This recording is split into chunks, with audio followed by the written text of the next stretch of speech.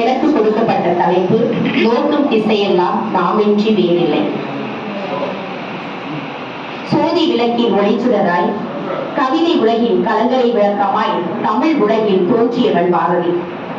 இருந்து கிடந்த சமூகத்தில் ஒரு சந்திரனாய் பாரதி தோன்றினார். சங்ககால இலக்கியங்களுக்கு பிறகு, அதாவது பத்துப்பாட்டு, எட்டுத்தொகை ஆகிய இலக்கியங்களுக்கு பிறகு எந்த ஒரு இலக்கியமும் தமிழில் தலை தூக்கவில்லை. அரை நூற்றாண்டுகளுக்கு மேலாக மூழ்கி கிடந்த தமிழகத்தில் சிலப்பதிகாரம் முதலிய காப்பியங்கள் தோன்றின. மீண்டும் இருள் சூழ்ந்த நிலையில் கம்பன் தோன்றி ராமாயணத்தின் மூலமாக தமிழை ஒளிந்திட்டார்.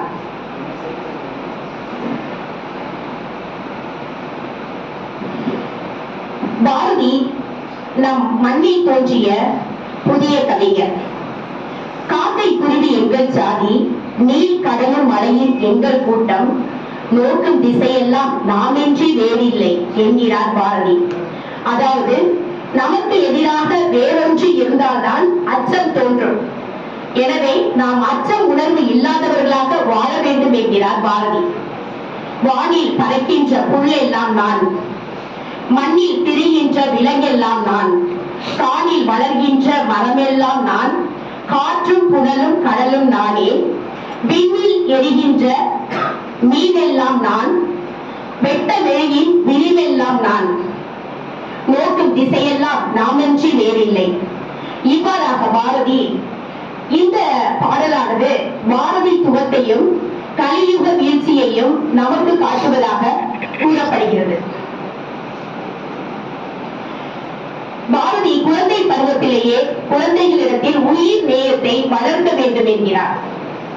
கொத்தி திரியும் அந்த கோழி, அதனுடன் கூடி விளையாடும் பாப்பா, எட்டி திருடும் அந்த காக்கை, அதனை ஆதரிக்க வேண்டுமடி பாப்பா, வண்டி இழுக்கும் குதிரை, நெல் வயலில் உழுது வரும் ஆடு, நம்மை அண்டி பிழைக்கும் ஆடுகள், இவற்றை ஆதரிக்க வேண்டும் என்கிறார் பாரதி. இவற்றின் மூலமாக நம்மை இயற்கையோடும் விலங்குகளோடும் நம்மை ஒற்றுமைப்படுத்துகிறார் பாரதி. புதிய ஆத்திச்சூடியில் யாரையும் போற்று நிதிரென இன்புறு, தெய்வம் நீ என உணர் என்றெல்லாம் இளைய சமூகத்தினரை விழிப்புணர்வுடன் காண செய்கிறார் பாரதி. புதிய ஆத்திச்சூடியில் பூமி இழந்தீரே என்ற அந்த பெரும் கூற்றில் நம்மை காக்கக்கூடிய பூமியையும், நாம் அழிந்த பிறகு நம்மை சுமக்கக்கூடிய பூமிக்கும் மனிதர்களாகிய நாம் ஏதாவது செய்துவிட்டு போக வேண்டும் என்ற எண்ணத்தை நமக்கு உருவாக்குகிறான் பாரதி. நல்ல காடு வளர்ப்போம் என்கிறார். உலகத்தில் காடுகள் என்பது மிகவும் முக்கியமானதாக நமக்கு காணப்படுகிறது. பாரதி சொல்கிறார், குயிலாக மாறிவிட மாட்டேனா என்கிறார். சிட்டுக்குருவி மொழியிலே நான் கலந்து உரையாட வேண்டும் என்று கடவுள் தன்னுடன் பேசுவதாக கூறுகிறார். இயற்கையில் ஈடுபாடு காட்டாதவர்கள் கவிஞர்கள் என்று சொல்லிக் கொள்வது தவறு என்கிறார் பாரதி. மன்னர்கள் ஆட்சி செய்த காலத்தில் மன்னர்கள் தங்களுடைய பதவியை நிலைப்படுத்திக் கொள்வதற்காகவும், தங்கள் எல்லையை விரிவுபடுத்திக் கொள்வதற்காகவும், இன்னும் வேறு பல காரணங்களுக்காகவும் தங்களுடன் சண்டை போட்டுக் கொண்டனர். அவற்றில் வெற்றி பெற்ற மன்னன் தோல்வியுற்ற மன்னனின் நீர்நிலைகளையும் ஊர்களையும் கோட்டை கொத்தளங்களையும் அழித்ததாக புறநானூறு கூறுகிறது. ஆனாலும் இயற்கை பெரும்பகுதி இயற்கையாகவே இருந்தது. பாரதி காலத்தில் 30 கோடி மக்கள் தொகையாக இருந்தது. ஆனால் தற்பொழுது 180 கோடி மக்கள் தொகையாக நாம் வாழ்ந்து கொண்டிருக்கிறோம். மனிதர்களாகிய நாம் நம்முடைய தேவைகளை பூர்த்தி செய்து கொள்வதற்காக இயற்கையை அழிக்கின்றோம். இன்னும் என்னவென்றால், நம்முடைய தேவைக்கு அதிகமாக பேராசையின் காரணமாகவும் மாயையாக நாம் வாழ்ந்து உலகத்தை, இயற்கையை நாம் அழித்து கொண்டிருக்கிறோம். இந்த உலகத்தை நாம் காக்காவிட்டால், உலகம் நம்மை, இயற்கையை நாம் காக்காவிட்டால் இந்த இயற்கை நம்மை, இந்த உலகத்தை அழிவிற்கு எடுத்து செல்லும் என்று பாரதி கூறினார். மொத்த நிலப்பரப்பில் 30% காடுகள் மட்டுமே நிலப்பரப்பை மூடி உள்ளதாக இப்பொழுது கூறப்படுகிறது. இதற்கு முன்பாக 50% காடுகள் நிலப்பரப்பை மூடி இருந்தது. காடுகளை நாம் அழிப்பதால் நமக்கு தெரியும், வெள்ளப்பெருக்கை கட்டுப்படுத்த காடுகள் பயன்படுகின்றன, மண் அரிப்பை தடுக்கின்றன, பல்வேறு விலங்குகள் நுண்ணுயிர்கள் காடுகளில் இருக்கின்றன. நாட்டின் செழிப்பிற்கு முதுகெலும்பு காடுகள். எனவே காடுகளை நாம் அழிக்கக்கூடாது. எஸ் ராமகிருஷ்ணன் அவர்கள் சொல்கிறார், அடிமைப்படுத்தப்படும் தேசத்தில் காடுகளும் சுதந்திரமாக இருப்பதில்லை என்கிறார்.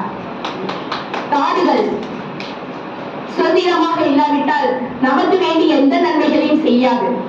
எனவே அந்த காடுகளை பேணி காக்கக்கூடிய மனிதர்களாகிய நாம் அடிமைப்படுத்தப்படாமல், எல்லாமே காடுகள் மட்டுமல்ல, பசுமை நிறைந்த அனைத்துமே மிகவும் பாதுகாப்பாக இருக்க வேண்டும்.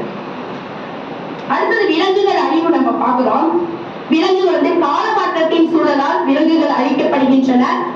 மற்றொன்று என்னன்னா, விலங்குகளின் இனப்பெருக்கத்தில் பல்வேறு மாறுபாடுகள் வேற இருக்கின்றன. அதனால் விலங்குகளின் அழிவு என்பது ஏற்படுகிறது. கடந்த 75 ஆண்டுகளில் 50% ஆசிய யானைகள் அழிக்கப்பட்டதாக கூறப்படுகிறது. பறவைகளின் அழிவு நமக்கு தெரியும்.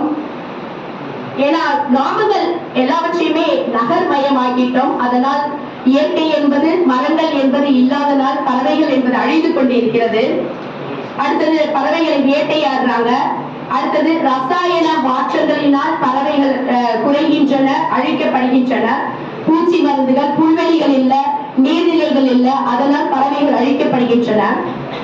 பிரமிழ் தன்னுடைய கவிதையில் சொல்கிறார், சிறகிலிருந்து பிரிந்த இறகு ஒன்று காற்றின் தீராத பக்கங்களில் ஒரு பறவையின் வாழ்வை எழுதி செல்கின்றது என்று பிரமிழ் அவர்கள் ஒரு பறவையினுடைய சிந்தனையை மிகவும் அழகாக வைக்கின்றார்.